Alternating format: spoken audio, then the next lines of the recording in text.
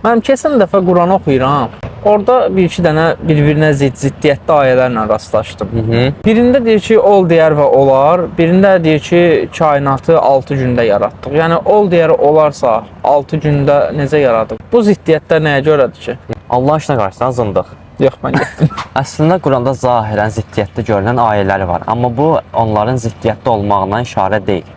Hər birinin ayrı-ayrıda öz mənası var. Məsələn, həmin o dediyin 6 gündə yaratdığı məsələsi Allahın maddi aləmə dediyi məsələdir.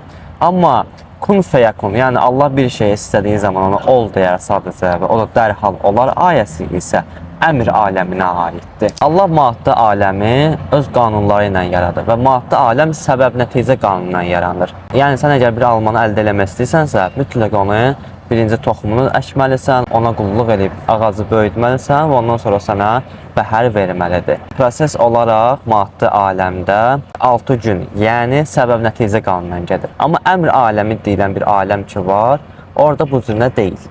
Orada sadəcə olaraq Allah ol deyir, onlar da dərhal olur. Buna misal olaraq isə cənnəti misal çəkə bilərik. Biz cənnətdə ürəyimiz istəyən şeyləri dərhal əldə edəcəyik. Quranda bu cür ziddiyyətli ayələri var. Hansı sənə sual yaratsa, yaza bilərsən mənə.